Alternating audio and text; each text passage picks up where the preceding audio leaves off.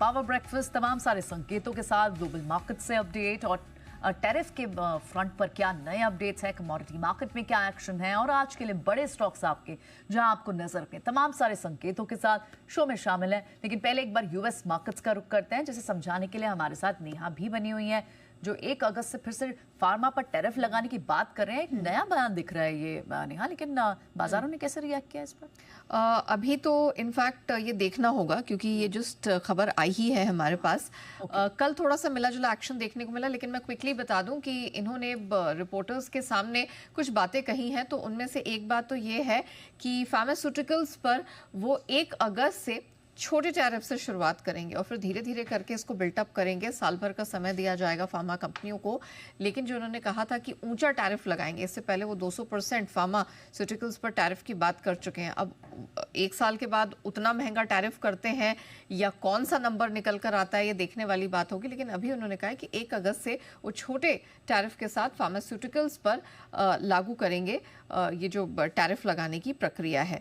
Plus उन्होंने कहा है कि इंडोनेशिया पर जो टैरिफ है 19% के आसपास लगाएंगे। अभी तक ये सबसे छोटा टैरिफ निकल कर आ रहा है और उन्होंने कहा कि भारत भी कुछ इसी दिशा में काम करता हुआ दिखाई दे रहा है। भारत के साथ बातचीत कामकाज जारी, हमारी डेलीगेशन वहां पर गई हुई है। तो अब देखना होगा कि फाइनली भारत को क्या डील मिलती है। लेकिन ये डेवलपमेंट फिलहाल फार्मास्यूटिकल्स और इंडोनेशिया की ट्रेड डील को लेकर बन के आए हैं। अब आपने बात की कि मंगलवार को कैसा प्रदर्शन रहा, तो अमेरिका में मिला जुला सा ट्रेड देखने को मिला।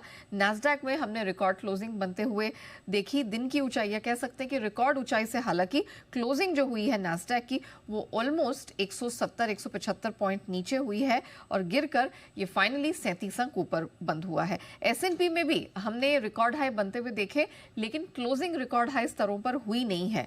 हमने इसे आधे % फिसलकर दिन के निचले स्तर पर बंद होते हुए देखा। डाउ की बात करें, ये भी दिन के निचले स्तर पर बंद हुआ। ऊंचाई से तकरीबन 500 पॉइंट इसने गंवाए हैं।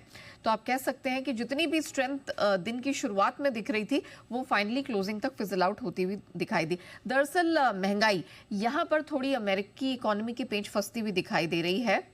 जून के महीने में 2.7%, 3% की दर से महंगाई दर एनुअलाइज रेट पर दर्ज की गई है। तो अभी भी इसको काफ़ी स्टिकी बताया जा रहा है और ये यहीं पर है जिस पर फेडरल रिजर्व की नज़र भी बनी हुई है।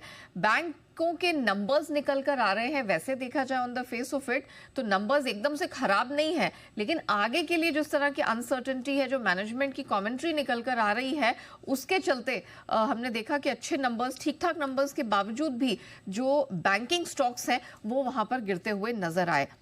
अब बैंक ऑफ अमेरिका, गोल्डमैन सैक्स, मॉर्गन स्टैनली, इनके नंबर्स आने हैं। इसके अलावा माइक्रोसॉफ्ट और नेटफ्लिक्स भी इसी हफ्ते अपने तिमाही नतीजे जारी करेंगे। तो अमेरिकी मार्केट्स उस पर नजर रखेंगे। मीनवाइल डॉलर इंडेक्स 7वें दिन मजबूत रहा है, 3 हफ्ते की ऊंचाई पर है। और अगर कुछ और इकोनॉमिक डेटा की बात करें, अमेरिका में PPI और इंडस्ट्रियल प्रोडक्शन के आंकड़े भी आने हैं। सोने में दूसरे दिन गिरावट दिखी, चांदी दूसरे दिन कमजोर दिखाई दी।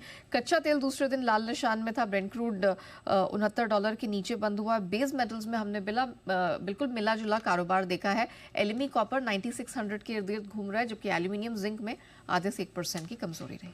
ऑलराइट, तो यानी अब वहाँ पर रेट कट की गुंजाइश नहीं दिख रही। उनके CPI फिगर बढ़ के आ रही है, मंथ के एंड तक उनकी FOMC, और हमारे यहाँ इन्फ्लेशन कूल ऑफ हो रहा है और RBI संकेत भी दे रहे हैं। बिल्कुल बिल्कुल, बहुत अच्छे से समीकरण एटलीस्ट इंडेक्स के लिए बनते हुए दिखाई दे रहे हैं। शुक्रिया नेहा तमाम सारा अपडेट बताने के।